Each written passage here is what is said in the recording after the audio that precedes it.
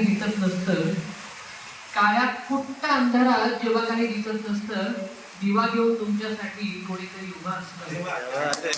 तेव्हा मला वेळेचं बंधन नाहीये, तुम्ही फार सुंदर संचालन केलं म्हणून. तर काळ्या कुट्ट अंधारात जेव्हा काही दिसत नसतं, दिवा घेऊन तुमच्यासाठी कोणीतरी उभा असतं, तेव्हा काळोखात उडायचं, प्रकाशात उडायचं. तेव्हा काळोखात उडायचं की प्रकाशात उडायचं हे आपण आपलंच ठरवायचं असतं. सांगा कसं जगायचं, कणत कणत की गाणं म्हणत सांगा कसं.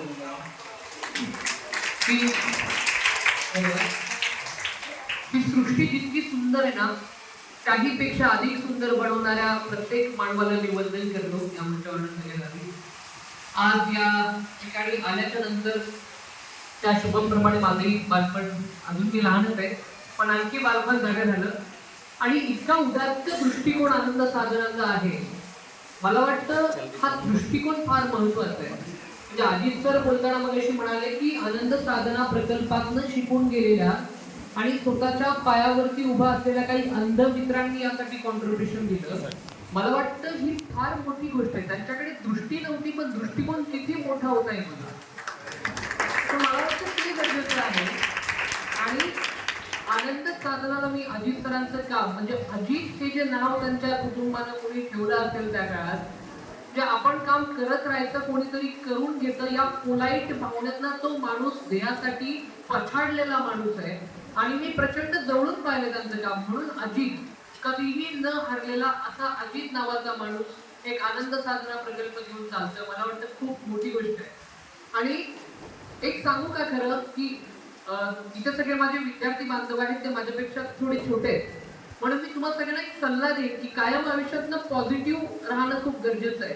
एक छोटं उदाहरण मी देतो. तो शुभम जे काही तुम्हाला बोलला ना आता, एकदा तोच शुभम ताजमहल बघण्यासाठी गेला होता बरं का मान्यवर सगळ्यांना. तो ताजमहल बघण्यासाठी गेला, त्याने ताजमहल बघितलं. ताजमहल बघितल्याच्या नंतर मी त्याला सहज विचारलं की शुभम, तू आता ताजमहल बघितलंय, कसं वाटतं तुला, तुझ्या फिलिंग काय. बघा उदाहरण खूप महत्वाचं आहे. एक अंध मुलगा ताजमहल बघायला गेला, त्याने ताजमहल बघितलं. ते बघून आल्याच्या नंतर मी त्याला सहज विचारलं की तू ताजमहल बघितलं, तुझ्या फिलिंग काय, कसं वाटतं तुला. त्यावर त्या मुलाचं उत्तर बघा काय होतं. तो म्हणाला की गौरव, ताजमहल बनवणाऱ्या, त्या सुंदर हातांना तोडणाऱ्या त्या शहाजहानला कोणी जाऊन सांगेल का रे. बघा त्याचं उत्तर काय होतं. तो म्हणाला की गौरव, ताजमहल बनवणाऱ्या, त्या सुंदर हातांना तोडणाऱ्या त्या शहाजहानला कोणी जाऊन सांगेल का रे की आज त्याचा ताजमहल अंध असलेल्या बांधवाने हात लावूनच बघितला.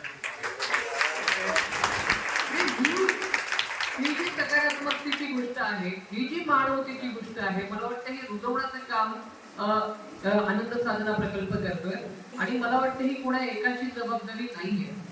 समाजामध्ये परिवर्तन करायचं असेल तर कृतीशीलपणे प्रत्येकाला आपापल्या स्तरावरती प्रयत्न केले पाहिजे.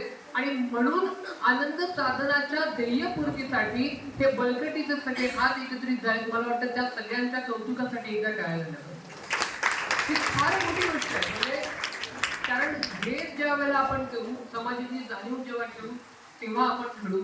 आणि तो माणूस म्हणजे त्यांची आई, अजित कुलकर्णी सरांची आई, सतत आजारी असते, वयोवृद्ध बाबा अलीकडच्या काळात गेले.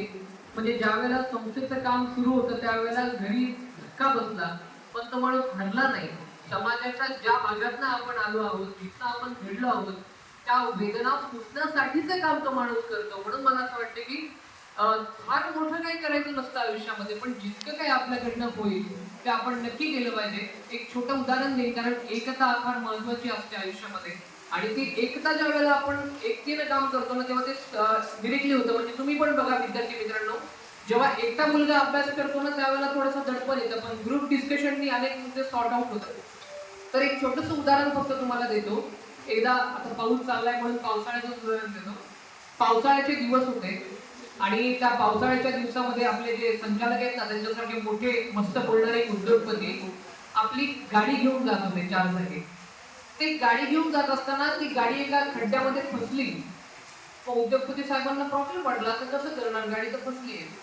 साहेब गाडीच्या खाली उतरले, कोणी मदत करेल का शोधू लागले. रस्त्याच्या कडेला एक शेतकरी दादा उभे होते. उद्योगपती साहेब त्या शेतकरी दादाकडे गेले आणि म्हणाले की साहेब, मला ही गाडी बाहेर काढून द्याल का तुम्ही.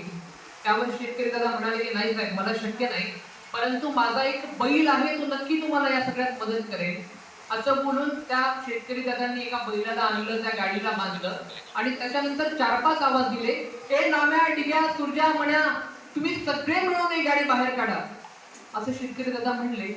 असं ऐकल्यानंतर त्या बैलानं एका झटक्यात ती गाडी बाहेर काढली.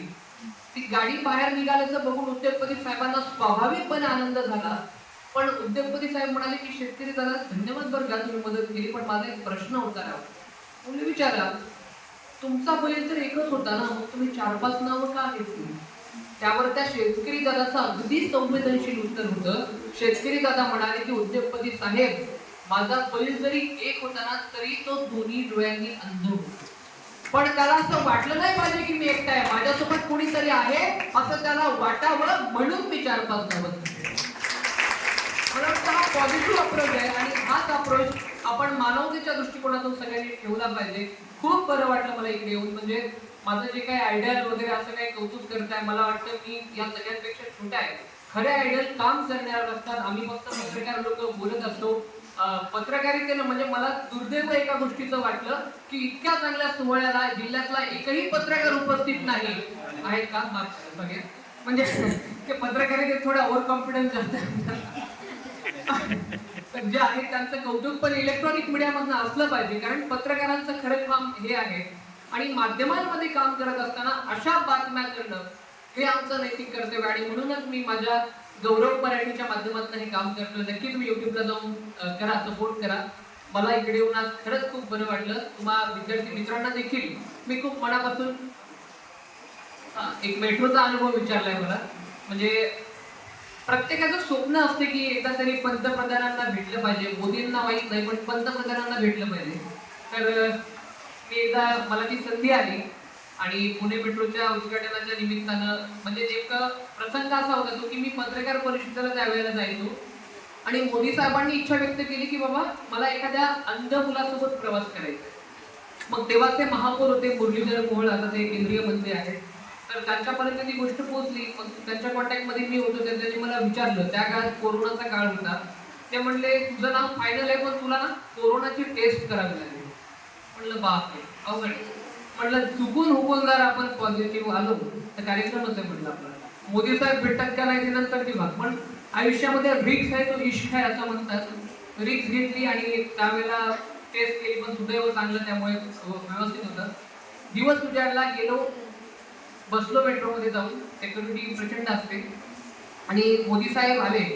प्रणाम. प्रणाम सर, क्या करते हो? तर कुछ नहीं, साथ पत्रकारिता करता हूँ, साथ में पढ़ाई भी करता हूँ. क्या बात है, दोनों बातें कैसे कर लेते हो? मतलब सर आप देश के प्रधानमंत्री भी हैं और बीजेपी के नेता भी हैं, जैसे आप दोनों कर लेते वैसे मैं भी कर लेता हूँ.